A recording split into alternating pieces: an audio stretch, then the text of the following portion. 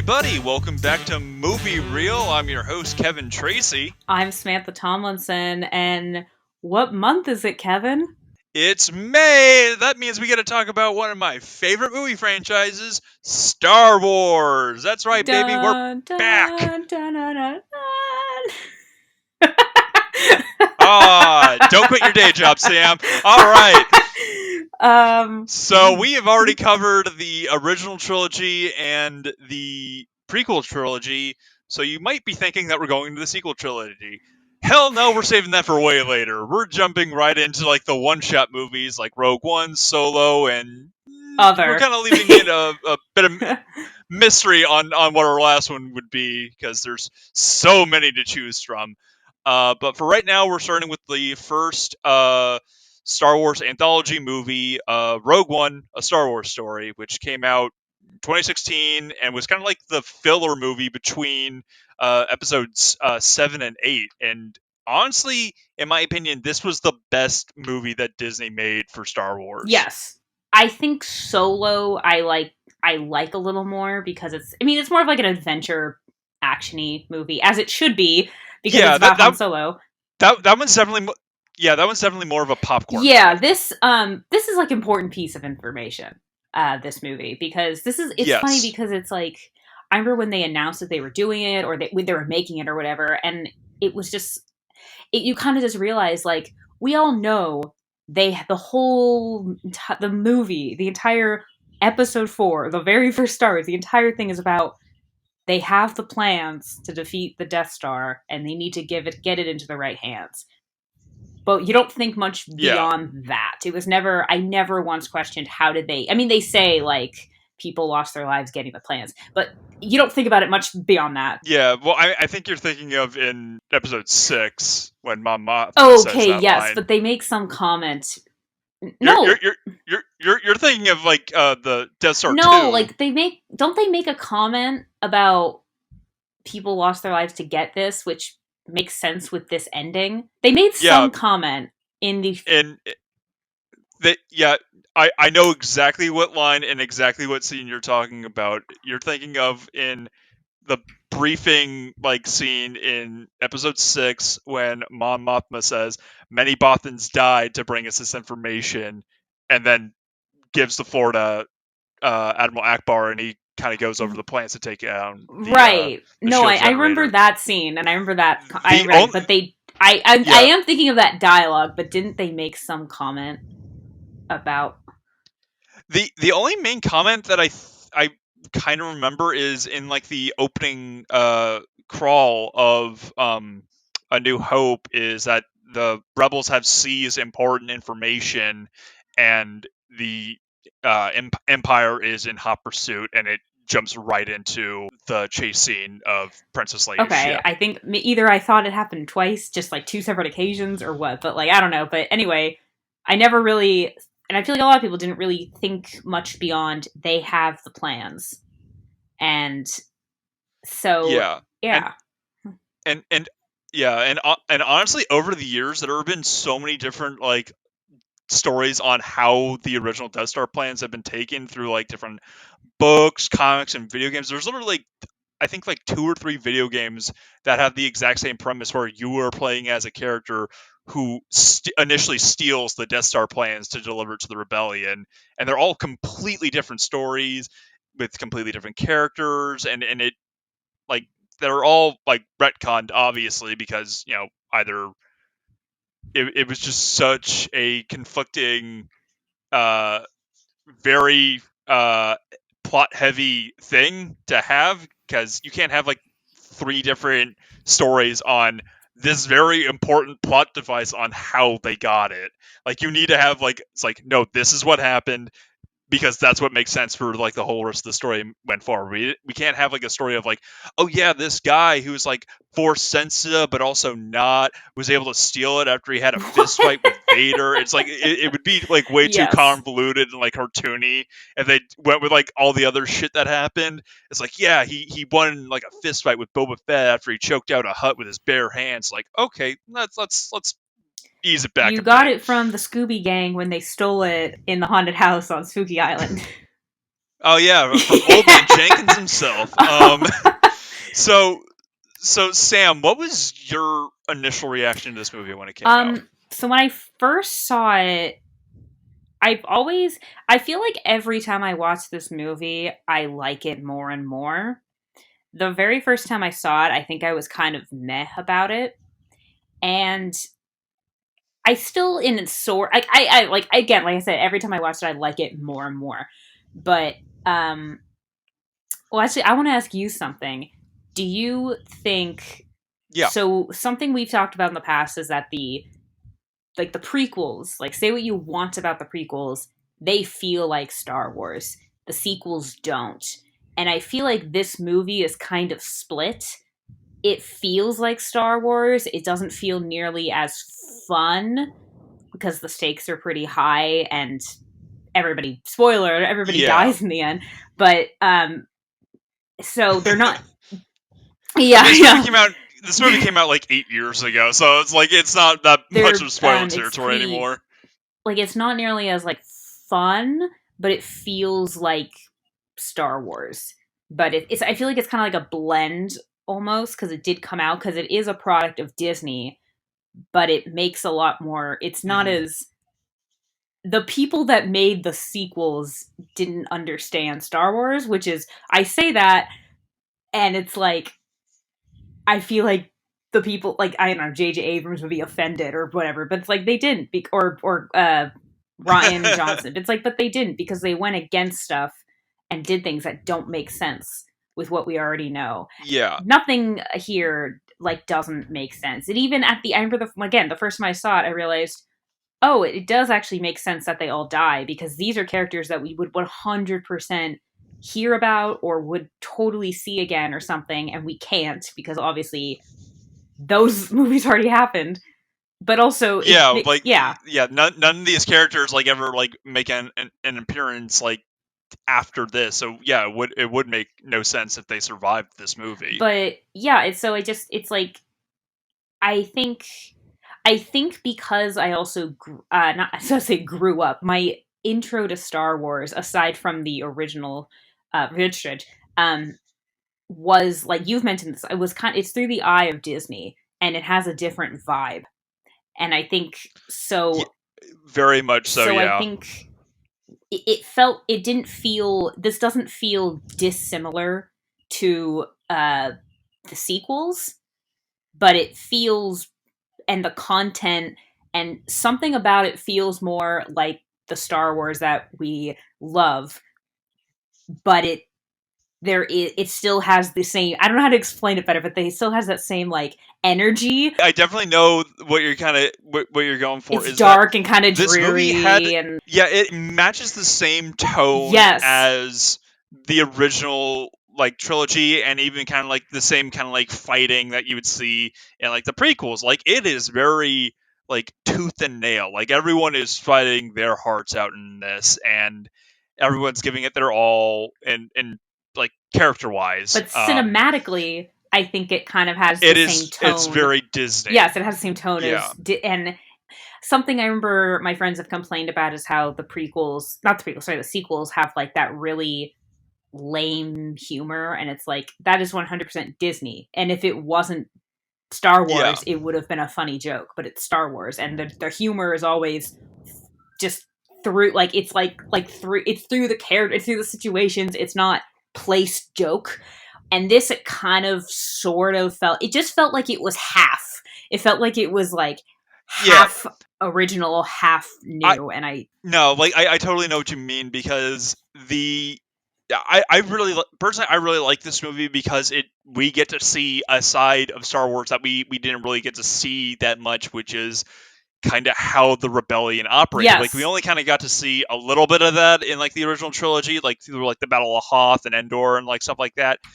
Like we didn't really get to see a lot of like the behind the scenes politics that much. no. This one like fully explores that and like how fractured and like not centrally unified they were at this point in time in the story because this takes place before the original trilogy But chronologically. I that is um something about this that I it did love Like the very first time I saw it was because, like I said, I saw it. It had the same vibe as like Force Awakens and like Last Jedi and stuff. So it like it wasn't until I saw. I think it was I watched Mandalorian and then I watched like Clone Wars and Rebels, and then suddenly I saw Star Wars for what it truly is, and so now I can see the difference of Disney versus um, regular Star Wars. Yeah. Yeah, no, I honestly like the best example of that is Star Wars Clone Wars and Star Wars Rebels, because they are Yes. like, for the most part, I think it's like a very similar like animation team, and they had a lot of the same people like crossover, and like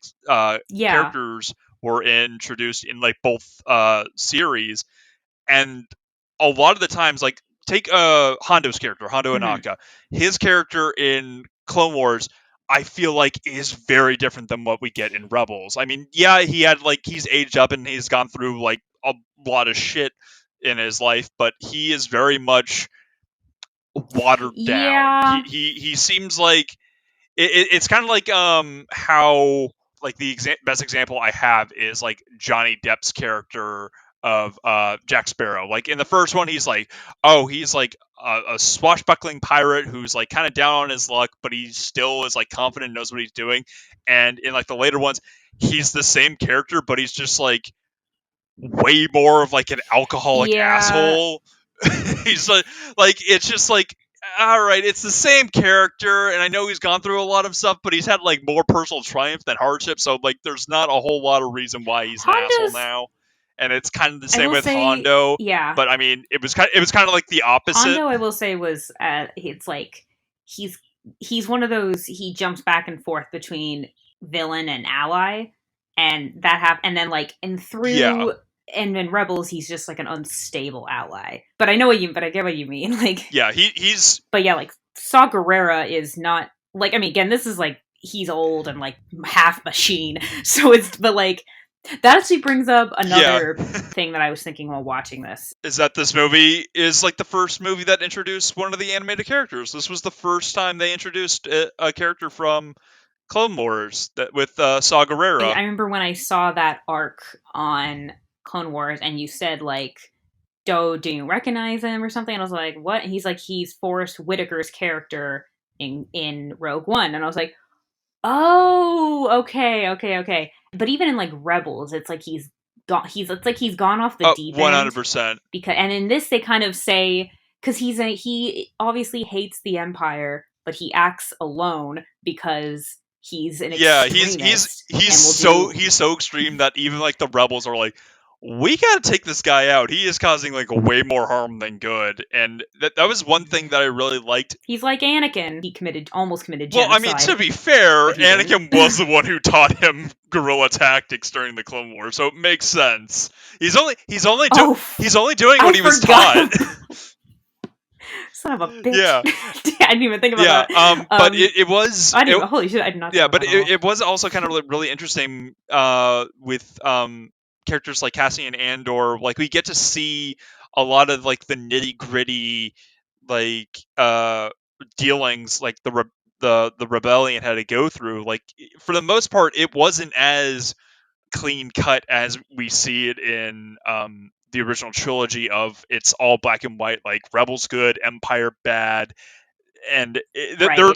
there wasn't like any real moral gray area. It was just black and white. And in this one, we do get to see a lot of like the moral gray, where like Cassian Andor has to like kill his like rebel ally informant guy because he's injured, and there's no way that they can escape. And if he gets caught, then it'll put the entire rebellion in jeopardy with all the information he has. So he has to kill his own ally, and he's had to kill Lion Cheat since he was like 6 years old, uh, for the rebellion, because of all the shit that the Empire's put them through. And it's just really kind of, I feel like it makes the rebellion way more interesting and more Mm-hmm. realistic, because you get to see like they're not always the good guys. I mean, they're doing everything for a good cause, but even you have to do like some things that you can't fully justify for the sake of good. Like, you have to kill for peace, and sometimes you kill the wrong people. Like, inevitably you are going to have collateral damage and civilians caught in the crossfire, and that is abundantly clear with like Saw Gerrera's case, and that's why it's like, yes, he's technically an ally, but he is causing way more harm than good. You have to kill him, and that's why they send him to Jeddah with Jin.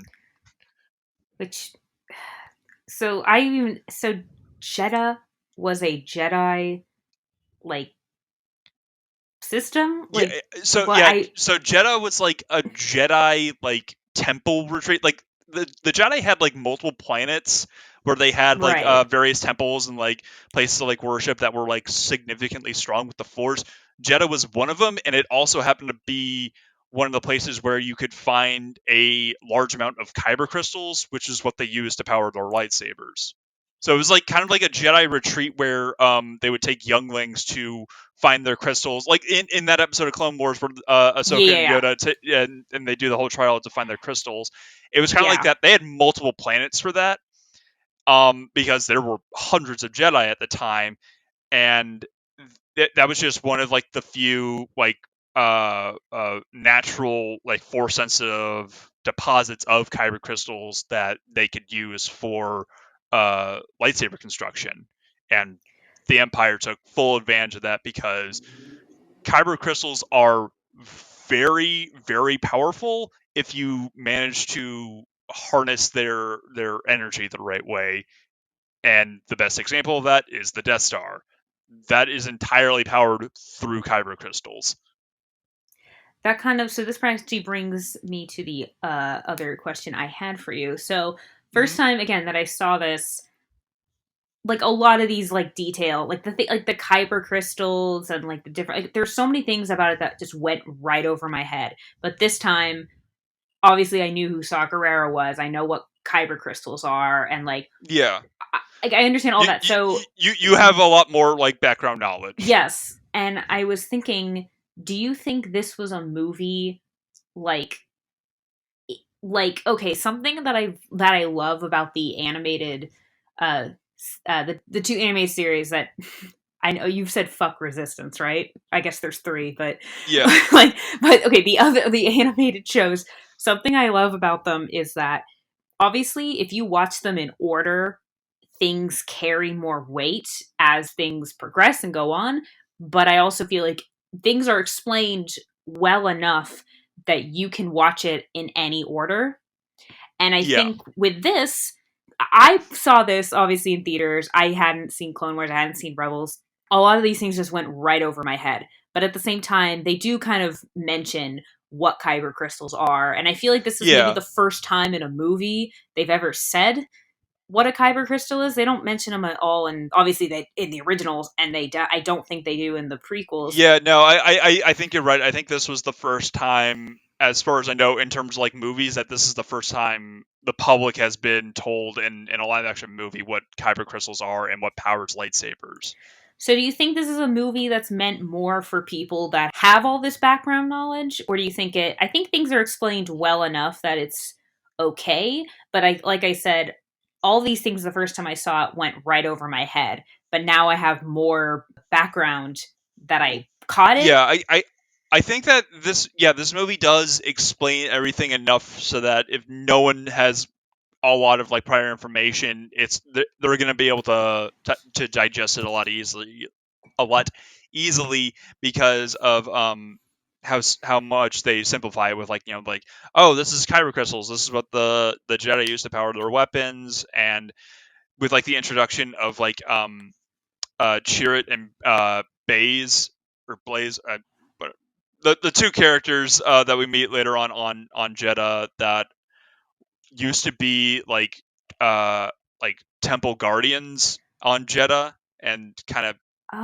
one has like kind of Okay. renounced his faith, and the other one has like, oh yeah, no, like the Force is with all of us. That's Like what this he is how that's how, this yeah, they're both introduced as guardians of the wills, and they were basically temple guards, and like it was kind of cool that they introduced them as uh guardians of the wills, because the wills were like um the living embodiment of the Force, which we see in Clone Wars when Yoda goes on like that like vision quest near Yeah. like the end of the series. Those Oh, were the wills of the Force. okay, because he said the So will. so I that didn't understand what I didn't know what that meant, and so I didn't realize that they were temple yeah guards. I didn't realize they both yeah were. so I'm like, okay, he's obviously. I yeah was like, is he a Jedi or is he just super force sensitive? But also, is no Jin or is her mom force? Why did they just have a kyber crystal? yeah I they never fully explained that. I think it was just kind of like something that like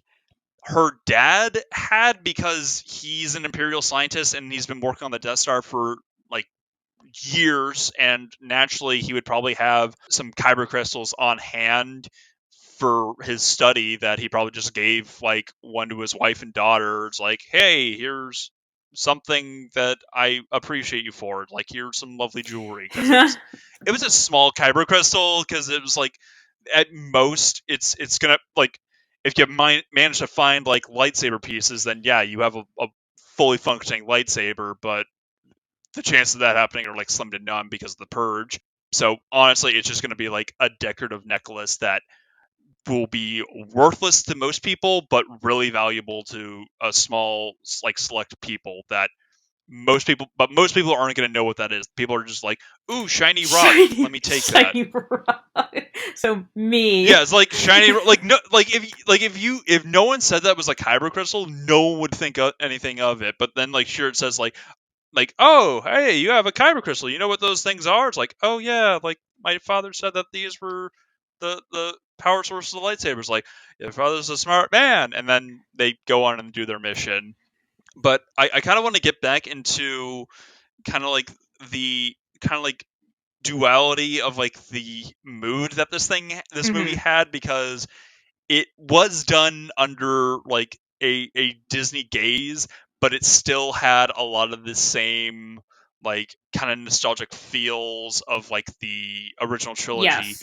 And I think one of the reasons why it still kind of felt fractured on that was because of the comedy. And some of the like I feel like a lot of the jokes kind of landed Yeah. in this movie, especially with like Alan Tudyk's character K2SO, who is probably the He's funniest definitely character in the whole movie. yeah. Like, he's like a snarky, more asshole version of But he has C3PO. the thing is, I realize because he doesn't he talks. There's no like C-3PO sounds somewhat robotic, and R2 for just making sounds has a ton of Yeah, personality as yeah, well. beep boop. So R2, is that you?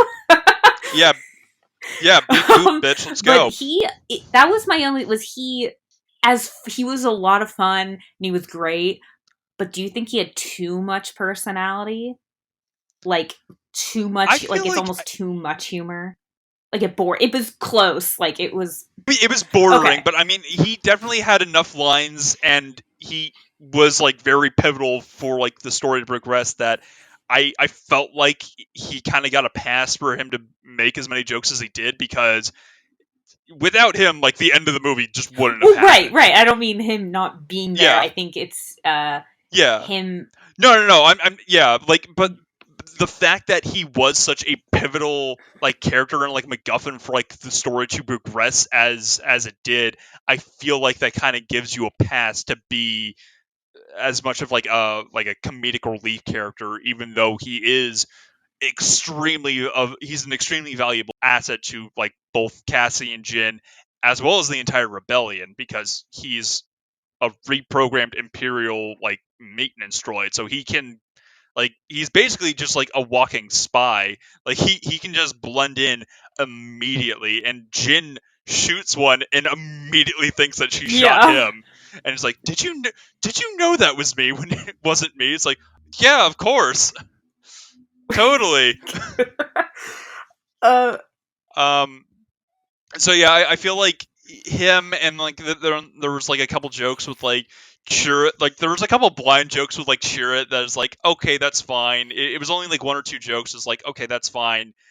We're gonna get those regardless, so that's fine. That there was, I was actually surprised that there was only like two jokes that I can really remember of him being blind. I was expecting there to be like at least six throughout this movie. So kudos to you. You've definitely learned your lesson on making blind jokes, Disney. I'm proud of you for learning from your mistakes. Wait, what other Um, jokes? the Leslie Nielsen movie, Mr. Oh, Magoo, oh. is just a minefield of really dated blind Okay. jokes that have aged really Okay, I was poorly. like, am I Um, okay? Oh my god, I've never seen that movie. it Okay. it is. We might need to do an episode on it Okay. because boy, oh boy, it has gotten to a point where after a while when they re-release it, they had to put a disclaimer saying that Disney does not associate with the portrayal of blind people in this movie. And the funny thing is he's not blind. He's just really like he has just really horrible vision, and he just refuses to get glasses. That's the whole joke. Okay. Um, and shenanigans ensue. But yeah, the fact that they've only made like 2 jokes in this movie when that's a really easy like lazy joke to just go off of because it's just there. It's a very obvious thing that you can poke Yeah. fun at. And I also thought the Imperial pilot Bodhi he definitely had like a couple like comedic lines because he was kind of like the nervous, like kind of like schizophrenic kind of character. Like he wasn't like actually schizophrenic, but he was definitely like the more like twitchy kind of character of like, oh, you guys gonna get me? You gonna kill me? Oh, I don't know. Schizophrenic. Let's try to figure this out. Like Tim, Uh, I mean well, timid, not timid. schizophrenic, I but know. he was I like mean, like I understand, but yeah like I don't feel yeah timid. schizophrenic is. I think you're mixing up schizophrenic with something else. I'm yeah. I've been watching too much Moon Knight lately. Oh, I'm not. I'm not cut up. Sorry, I literally just finished episode Well, 5 before watching this, he's so not yeah, I feel schizophrenic like that's kind either. of in my mind. Wait, wait. Okay, I'm not caught Well, up. Anyway. Um. yeah. Spoiler for Moon Son of a Knight, I bitch. guess. Okay. I don't know. Whatever. Well, I mean, I'll see it by the time this comes out. Whatever. Anyway, yeah. I guess that's good that they did go. I didn't even think about that. Like, I don't even remember any Yeah. of the blind jokes. I feel like I vaguely remember one. The main one I remember is when Forrest Whitaker's men Oh, kidnap right. Cassian and the crew. They put bags over everyone's head, and they put one over like Sherritt's head, and he's like, "Are you kidding me? I'm blind!" Like, 'cause, like they don't want him to know where the base is. Like, yeah, that seems kind of unnecessary. Like that was actually a legitimately funny joke. But I kind of want to go a bit into like Sherritt's character.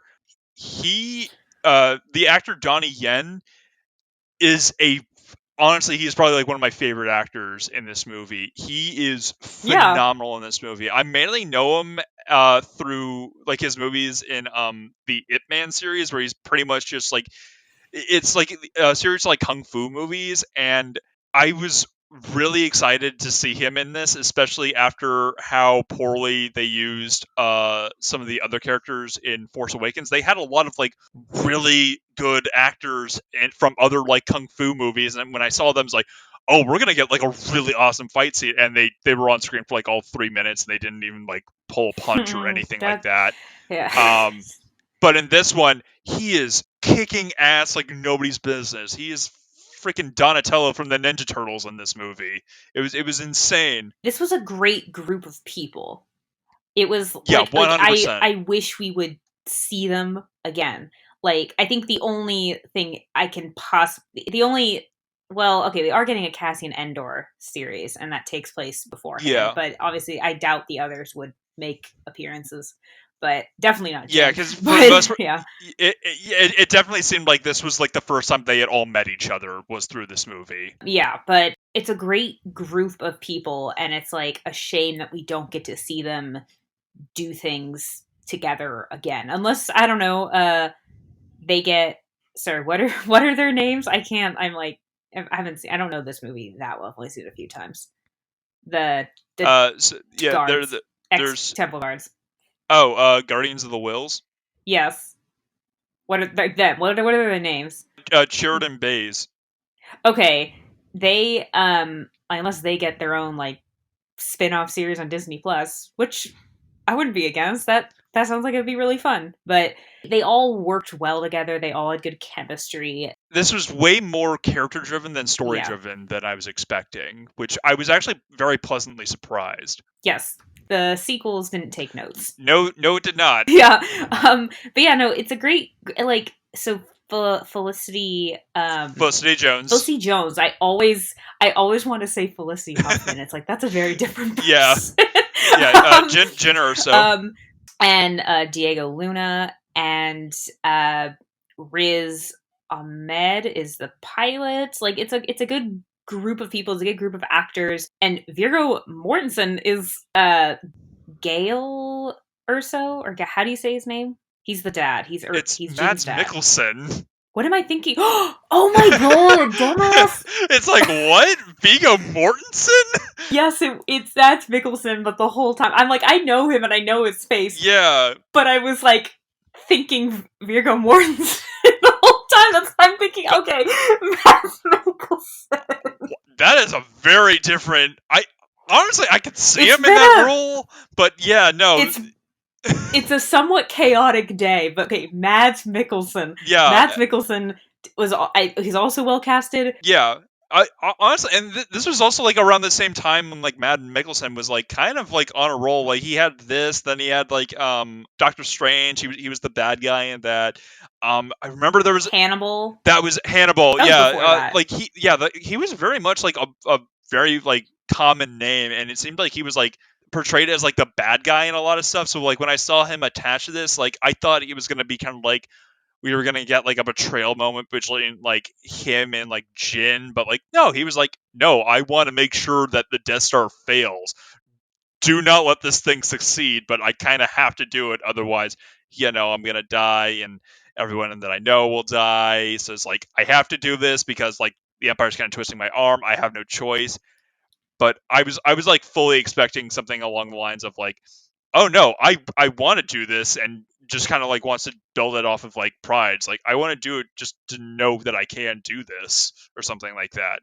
But I was actually really happy to that. It's like, oh no, he is a good guy. He's gonna try and do this because we see at the beginning of the movie he's like openly defying the Empire. They kill his wife and they try to kill Jin. I will say, okay, something I remember a lot of people thought the thing about shooting into the reactor, like the flaw was the fact that it was intentional, was stupid. And I'm like, I don't think that's stupid. If anything, I think it makes more sense than someone doing that on accident. Like that makes way more sense. And also like because it is a very, very tiny flaw, but also it can that they wouldn't notice. But at the same time, it's like, I don't know. I kind of liked that it was intentional and it was kind of an act of defiance. Like the guy who designed it and built it even made sure that there's a way for it to be taken down. and it's not like it's like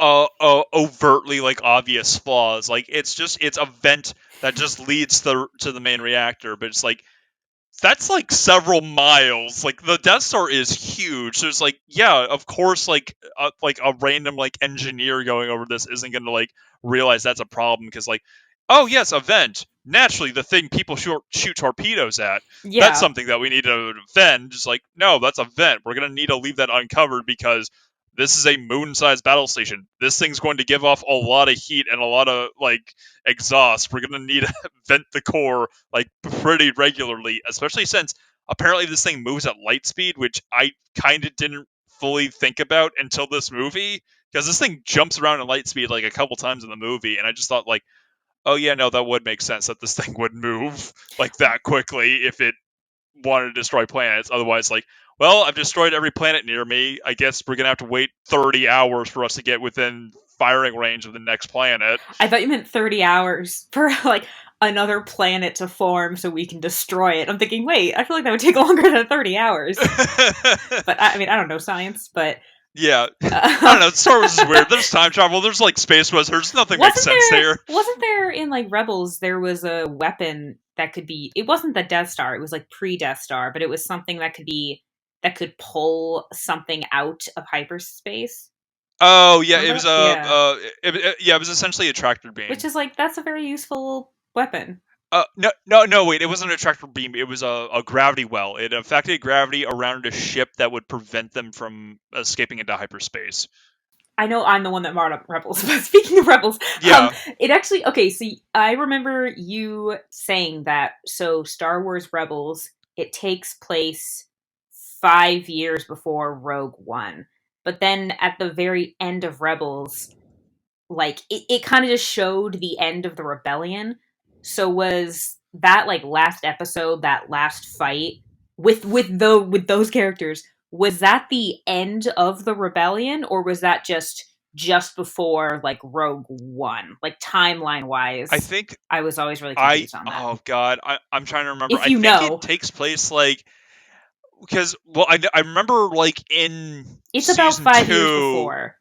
Yeah, it's about 5 years. Oh God, I'm trying to remember the timeline now. It's all Because Ezra, muddled. so Ezra is the same age as Luke and Leia. His birthday Yeah, was like the day the like Empire like it was the day like the it Empire was began, formed. Yeah. and he turns like 15, and then there's that whole arc about his family. I remember like again, it's with like a character's age. I remember in by the time Phantom Menace ends, Darth Maul is I believe 22, and he dies in Rebels at I believe he's either 53 or 54 when Okay. Obi-Wan kills him.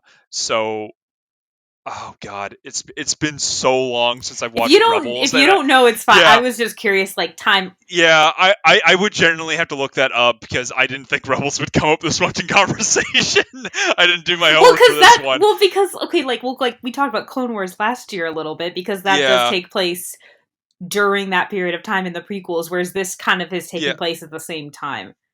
yeah. Like So of I course, yeah, think yeah, no, like this might be a for if I question for remember Ben correctly, when, yeah, no, if yeah. yeah, when we track him down, um, if I remember correctly, Rebels ends with the battle with like Thrawn and Ezra being launched into like the far reaches, and when they were preparing for like a retaliatory strike from the Empire, it never happened. It was, I believe, like uh this was still around the time when Thrawn and Tarkin were still debating between the uh Death Star plans and the TIE Defender plans on like which project that the Emperor should fund for So like okay, so keeping the thing working. So I think this was like a while before Rogue One, but by that point, Lothal was like too much of a problem planet for the Empire to like conceivably like retake because thousands of of Imperial uh uh troopers were killed there, okay, um that was just as well as like what as well as like one of the like their main admirals like let's hold off on Lothal for a bit. okay. I was always curious just because like it just kind of jumped at the very end. It jumped to the end of a rebellion. I'm like, wait a minute. So is this the end of the rebellion, or was that like I don't know. Anyway, I was just curious, and I thought I would bring it up because this Yeah, is also kind of the, I don't want to say the end of the rebellion, but it's like the beginning of the end of the rebellion when yeah, you think about it, because if they hadn't gotten these plans, they would not have been able to accomplish what they were able to after. yeah, But and that's and it, also something I love about this movie, and I love that it literally goes into the last, like it's like a couple hours before, maybe in a few minutes, maybe even like 30 minutes before the next before A New Hope. yeah, no, this Like literally is like the opening. This whole movie is the yeah, opening text of A New Hope, and it starts yes. off literally like 5 minutes after the end of this movie with Vader's ship hunting down Princess Leia, like I mean, immediately following okay, that battle. I think I thought there was like maybe a few like 30 minutes to a couple hours, just because they're like, we got the plans, great. They're not, no one seems to be very, once they've detached and they're away, no one seems to be that concerned that's what I mean. Like there's no the energy, but also that, so when they get the plans, is there like, I know it wasn't Akbar, what was his, who Admiral was that? Raddus. Admiral Radis, which they're they're great. I also love Akbar. I love Yeah, that's honestly like that species is like probably like one of my favorite species in Star Wars. The Mon Calamari, they're fucking awesome. I just love like I love the climax of this movie so much just because they're fine. It's like you kind of said it earlier, like it's not black and white. Like we were, yes, in Yeah, the original trilogy, we're kind of told black and white because that's all we need to know. There's also so yeah, many other things we're learning that that is not something that needs to be complicated. But obviously, exactly. they're Yeah, people. People are complicated, and like organizations like this are complicated. And the fact that like this whole like final battle, it's in this movie. It's like it's kind of yes, like, you know, like fuck the empire, but also really like sort of fuck the rebellion. We're not gonna listen to these take these bullshit orders. We're gonna do the right thing. And the rebellion even comes to their defense. And I love how right away the Mon Calamari are all there too. Like they wanted to fight, and so they're yeah, like, okay, well we're gonna go help. And I just something about that like stand by Rogue One. I don't know. I just love that they're there. I don't know. yeah. No, I feel the same because like first of all, like I want to say like the last like 40 minutes of this movie are the best part of this movie. I One feel like hundred the the percent. the the pacing of this movie is a bit choppy in the beginning because like they're kind of like randomly like introducing some like characters and locations, and it feels a bit choppy and clunky, but it gets the story moving and it's serviceable and it gets the job done. There's plenty of action to go around, It and but makes it once we get to sorry, it the makes point it where like seem they yeah sorry, it makes it seem kind of like the climax is really long when it's like in reality yes this isn't necessary. Like, you know what I mean? Like it's like a long movie, but we do need all this information. We do need to get yeah yeah. So anyway, yeah. Sorry, continue. Yeah, no, yeah, it definitely makes sense, but it definitely makes the climax of the movie that much better. Hmm. And I remember when this movie came out, like a review saying that like this movie puts the war back in Star Wars because the entire last like act of this movie is just a massive like like ground battle and like space battle and just like them trying to like all right we gotta like reconnect our forces otherwise we're both dead. This entire mission is going to be a complete waste of all of our resources and all of our lives that have been lost during this battle. But I do love the fact that like it's just like the battle starts off with like 30 like rebel troops like in a stolen cargo ship just completely defying orders, and it's like uh yeah we're Rogue One, and they just leave, and then like I want to say like an hour later once like shit hits the fan for them, like half the entire rebel fleet, a couple of generals and an admiral is like, we're with you Rogue One, we're gonna Yeah, come and save you. It's like that's it's awesome.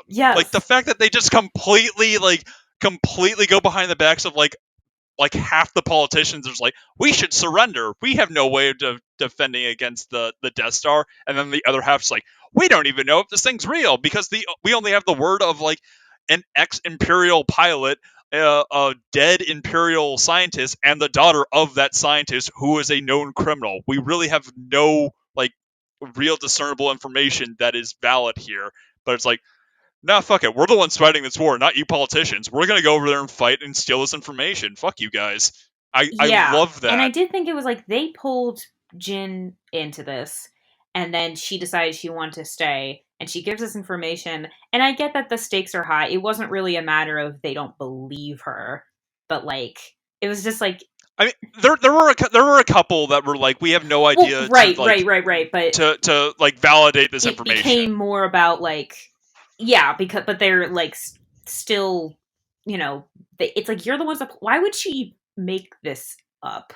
Like out of everyone, of course she is gonna hate the rebellion. And there's a scene I really love because when Cassian is I've also never understood this. So Cassian's told the plan is they're gonna use Jin to go to Saw Gerrera to get the pilot who's defected, and he has a message, and they need Jin to get through the door because she knows Saw.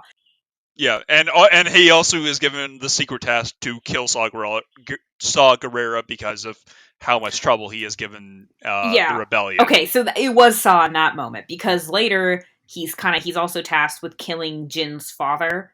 He was caught he was told to, and then the rebellion was going to just do it anyway, whether he was able to or not.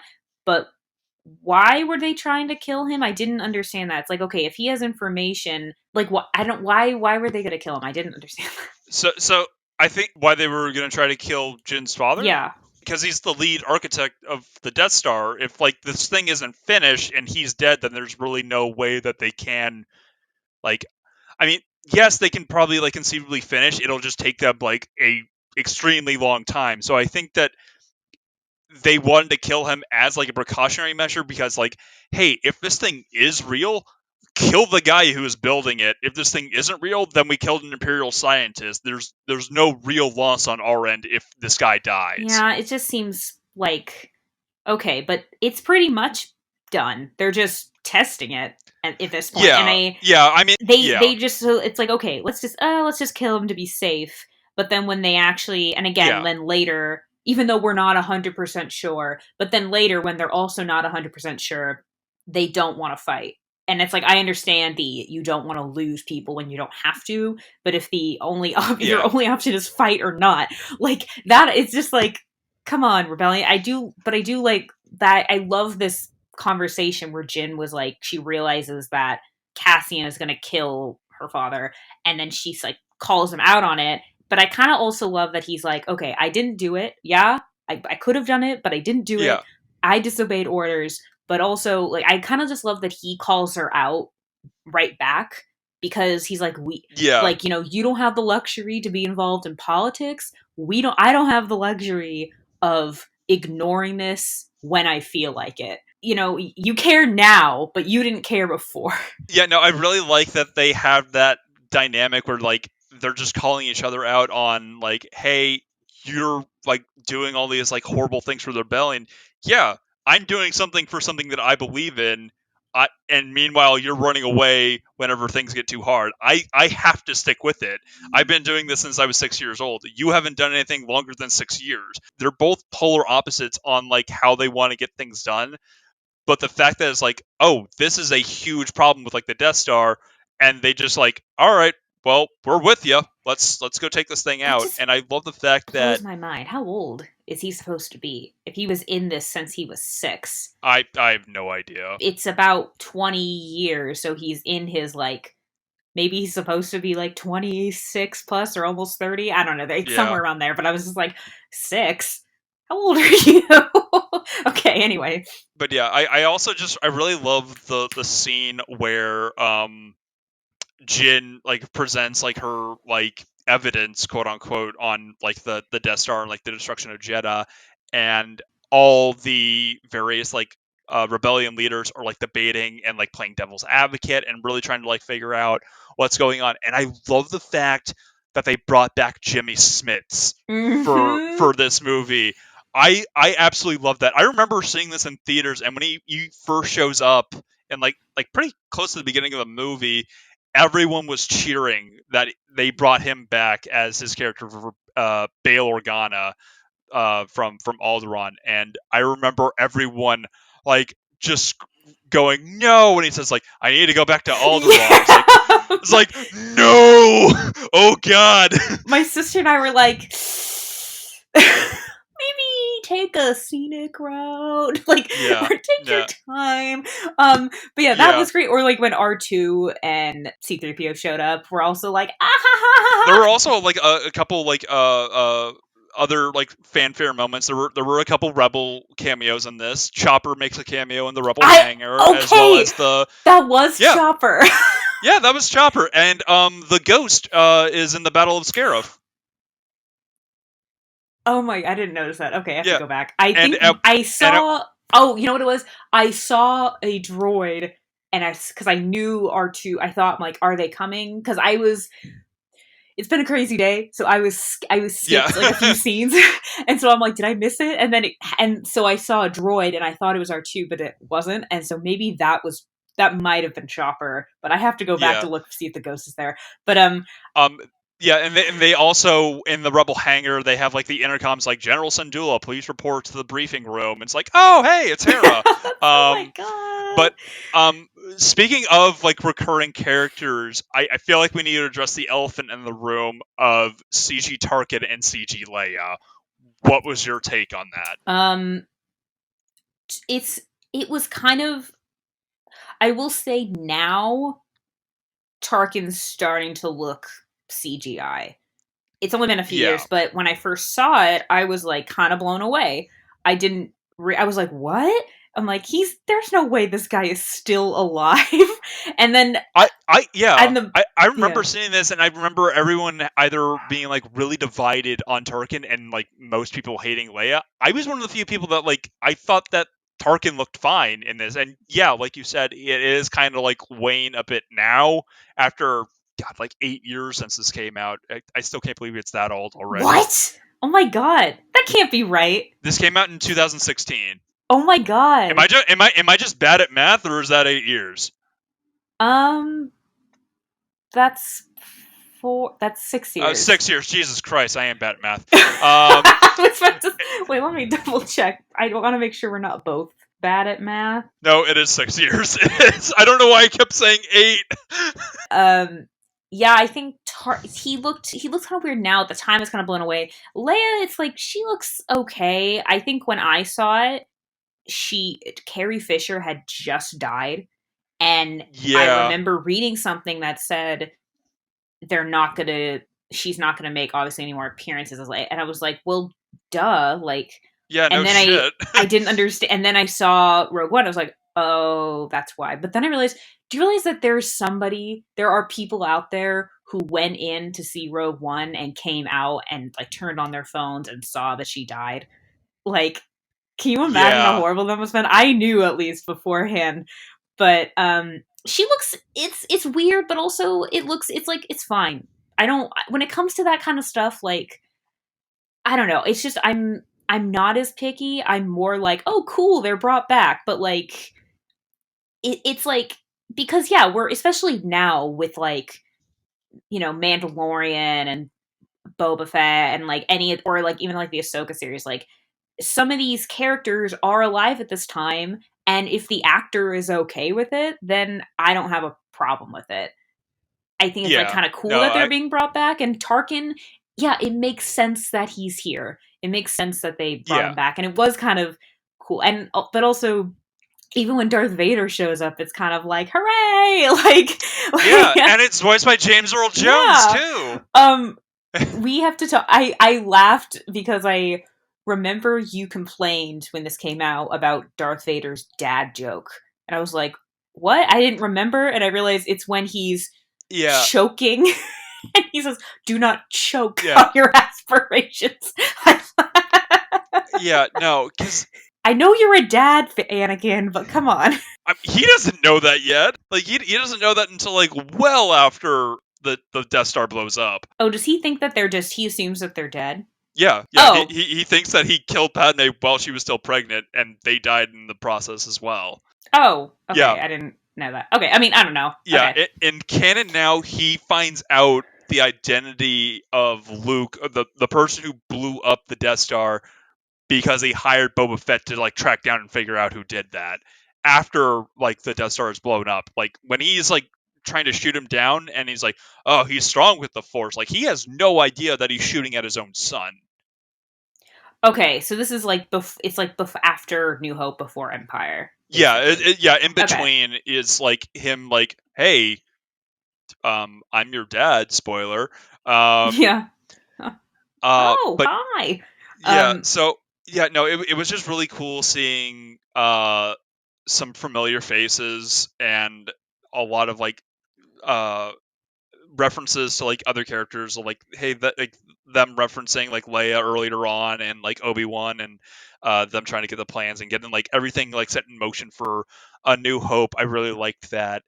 And I loved the climax of this movie. yeah, I think, like I said, every time I watch this movie, I like it more and more. the first time I watched it, I was kind of meh because it has that same blend. Like we said, it's fractured. It's like sort of feels like the sequels, but not quite.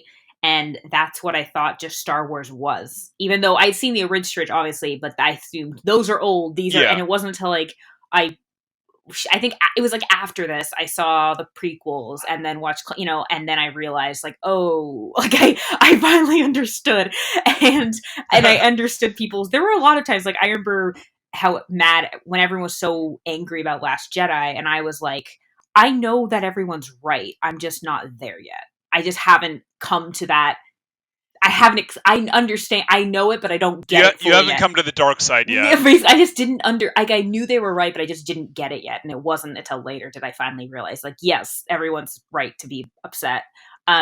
We have to talk about Ben. Ben Mendelsohn, director Krennic Of not only just Star Wars villains, he is my like his type of villain, and he's playing the same like type of villain in Ready Player One.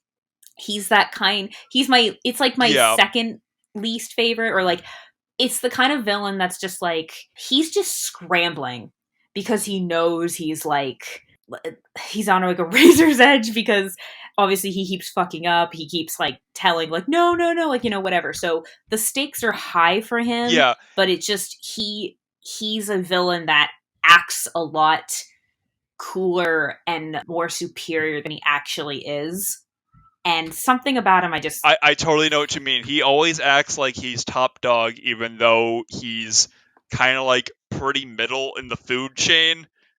Because like if he fucks up, then like he's gonna be replaced like immediately, or killed off in like this movie's case, because Vader had a very bad habit of killing incompetent officers to the point where like the suicide rate in the Empire skyrocketed whenever he entered a ship. What? That's canon. Officers, if they like thought they fucked up hard enough and they knew Vader was like somewhat related or like involved with an operation, a lot of times they would just blow their heads off. That is canon. Holy shit, I did not know. Yeah. But also yeah, Disney didn't edit that out. Also, I mean, how is he just gonna force choke them? Like, how is he gonna kill them? Or just with his lightsaber? Yeah, probably like force choke. I'd rather like shoot myself in the head than get strangled to death for who knows how long. I mean, okay, that's fair. Yeah, that's fair. I'll take the easy way out if I know I'm gonna die or think I'm gonna die. Yeah. I mean, it's Star Wars. You could just like pretend to fall over because there's no railings or there's no OSHA in space.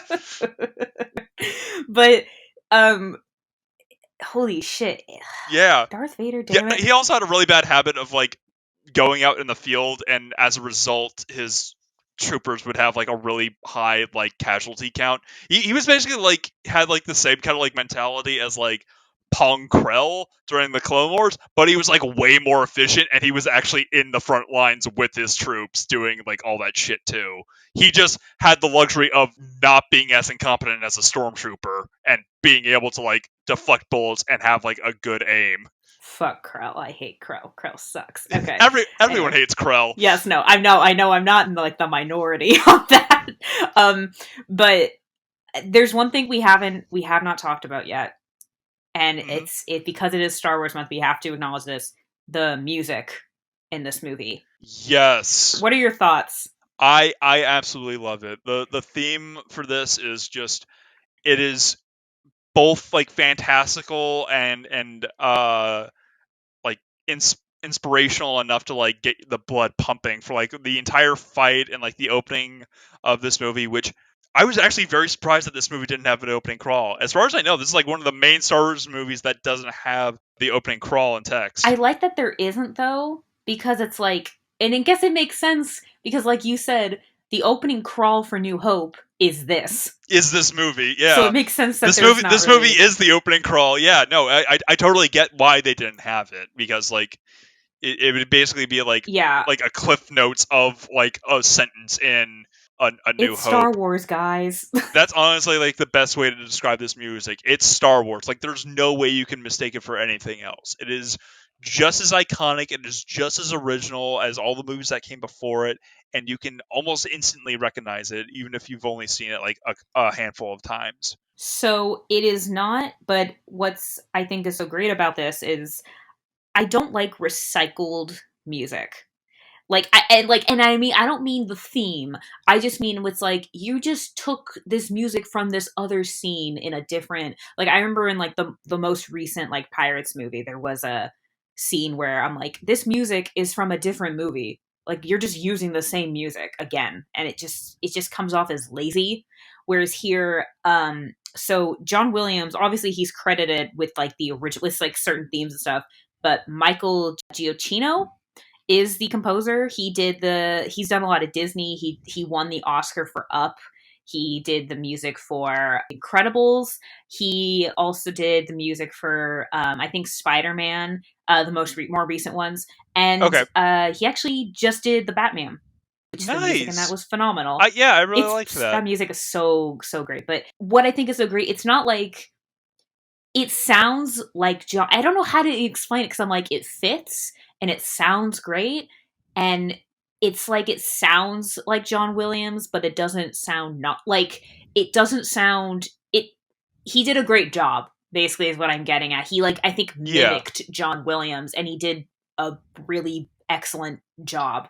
It didn't sound like everything fit. It didn't sound like anything was out of place. It didn't sound like anything was he's trying to make it his own. No, he took what we all know of John Williams and just kind of went with that, and it sounds like it's incredible. Like it's great. And but I will say there were certain pieces that I liked, but I will say this is probably the first Star Wars movie where I think there were just certain sounds where I'm like that just sounds like that's Star Wars. Like that is yeah. a Star Wars piece, like audio bite. Yeah, no, like the blaster sound, the Tie Fighters, like they have so many iconic sounds that I'm pretty sure like most of them are like copywritten for But Lucasfilms. not even just that. I mean, like when they were, I think when they were on the planet where they were gonna go kill Jin's dad. There was like, and they're looking down. Oh It's yeah. just like that, like flute, like Star Wars music. Like I don't know how. Oh, I know exactly what you're talking. That random like sound bite. Yeah, Yeah, I totally know what you're talking about. I can't and describe it yeah, other than but you know what like I mean. that But that flute but music. other than like that, there isn't. This is probably the first Star Wars movie I do think that doesn't have like. There's no binary sunset. There's no duel of fates. There's no incredibly beautiful like moment of like this is a beautiful song. It's just the music overall is incredible, but it's not. And I'm not saying like, oh, it'd be better with John Williams. I think it's just the story doesn't really have room for that. Yeah, like Yeah, this movie, it's just. I don't think this movie was supposed to be anything more than what it was, which was supposed to be a bridging gap story between uh the prequels and the original trilogy of like yeah, how the plans came to be and just introduce a new cast of characters. yeah, This was just pretty much just them introducing new characters to run through this very popular narrative on like how the Death Stars got stolen. Like it aside from that, it's like if this thing becomes more, that's great. If not, yeah. then it served its purpose and we were able to tell And I the don't story. fault it for If that. it Like it, yeah. yeah, No, not at all. it works. Everything there's. I think the biggest flaw of this movie is the like we said, it's like you said it. I keep saying it, but it's a good word. Fractured.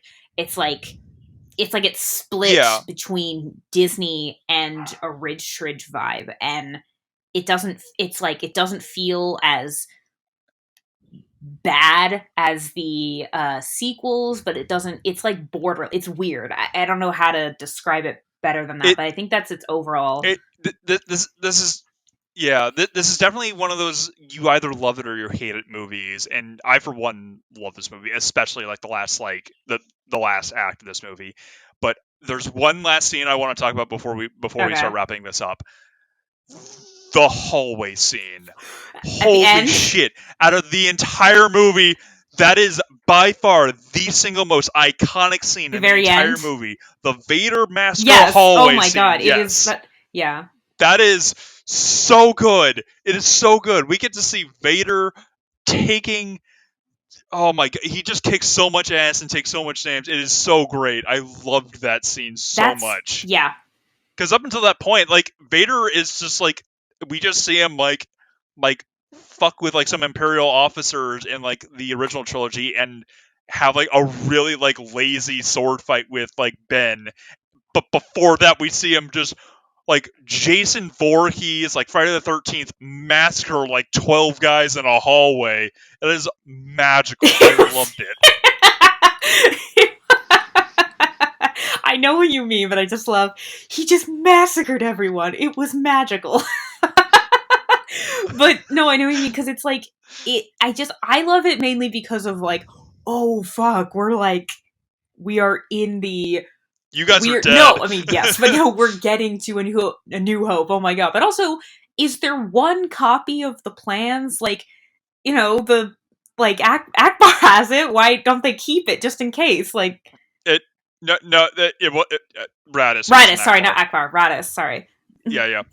And I think he died during that battle. Rat. Oh, I feel Yeah, no, disrespectful literally now. the only ship. Yeah, like Oh, because I okay, then that could. remember in yeah, no, he dies because like they board his ship and the only ship that escapes is Leia, and I'm pretty sure Radis isn't on that ship.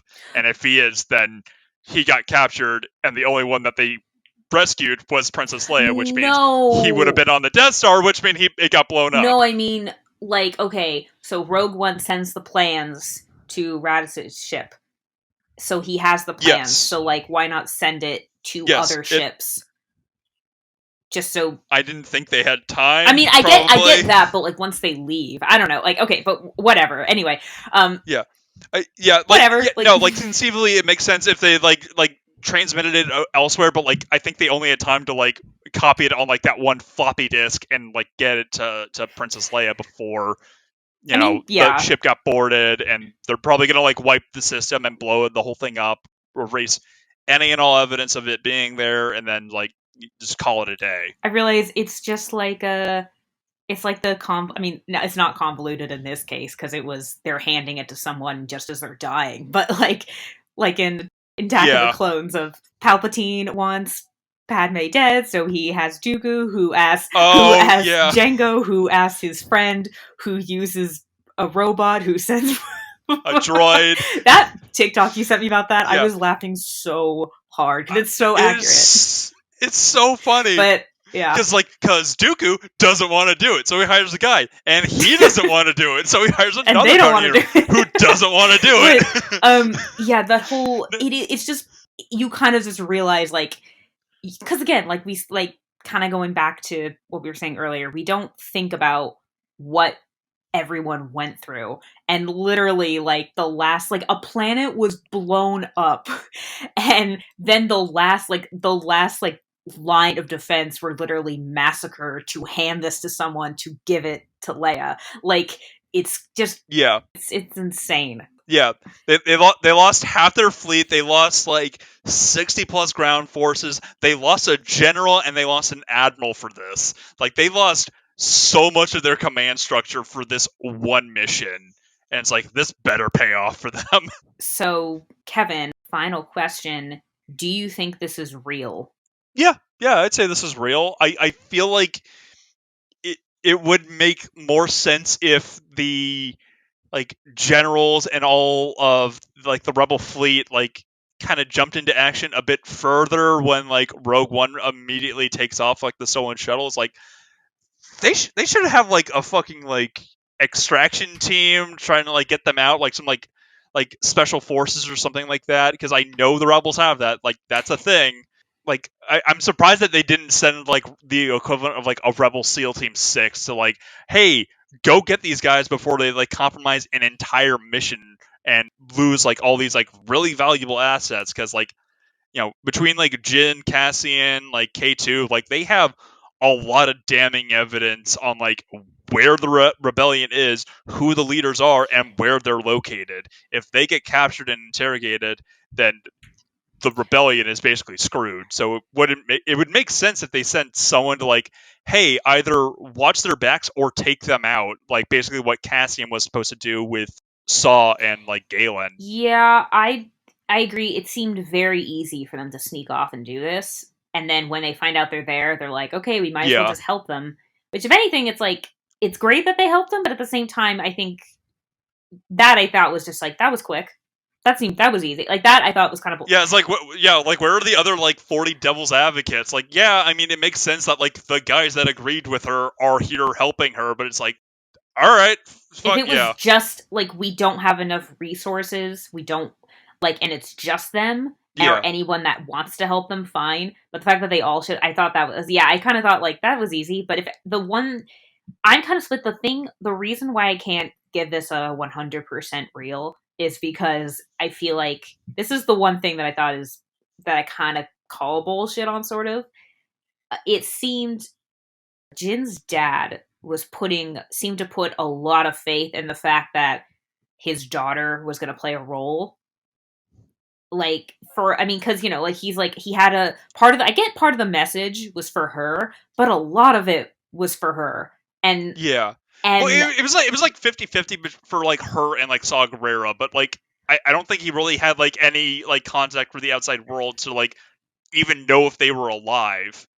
no, but also the fact that like okay, even if they find the plans, the only even if she didn't go on that, even if let's say I was thinking about this, even if she wasn't, let's say she was part of the rebellion, and what like even if she wasn't, maybe she wasn't even part of this mission, or maybe she was but she wasn't with Cassian, they would never have found him because the plans were the nickname that he gave her when she was a kid, Stardust. Yeah, They would never have figured it out. And I think that like yeah, that's true. his faith in her, not that like she would do the right thing, but the fact that she would get involved the way she was and play a role like this. I'm kind of like, you're putting a lot of faith on this, and it's not just like, oh, your daughter kind of thing. You really have no idea, like, if she's even alive. Like that's kind of why I can't say If it's she, real. yeah, if she, or even because he has no idea if she's like if she's alive, if she's like a part of the rebellion. For all he knows that she like defected to the Empire because like that's really the only option is either get like stepped on by the Empire or be a part of the Empire. There's really no in between there, Yeah. unless you want to like like join the Hutts and like be like a criminal or something like that. But like there's no like real like easy way of living unless you're with the Empire or like directly opposing them and like really high up on the chain of command or something like that. I gotta Um, say, it seems really but cool to yeah, be a no, criminal that in makes Star sense. Wars. Yeah. Like, it seems really cool to be a criminal or bounty hunter in Star Wars. I mean, there's definitely perks, but it's not an easy living, No. as we see in like Mandalorian. Well, no, but he is almost broke like all the time. Pretty much, yeah. I mean, no, but just like, yeah, no. I mean, I acknowledge that. Yeah. But so yeah, I think that kind of just wraps it up for Rogue One. We kept it under like what 3 hours, like last year was. Yeah, wow. Part 1 and this is easily our shortest episode of a Star Wars movie. I'm proud of us. We did it. Yeah, we were able to talk about Star Wars for less than 2 hours. Go us.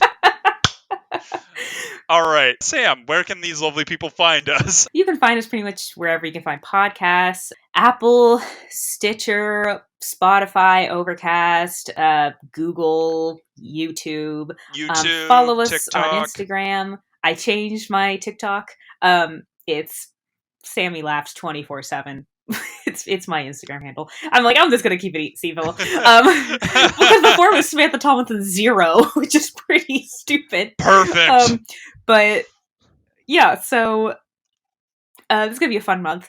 Next week's gonna be fun. I'm really looking forward to next week because I think I want to say it's been like a couple years since I've last seen Solo, so it's gonna be fun to kind of revisit that. Same. All right. Well, on that note, I'm Kevin Tracy.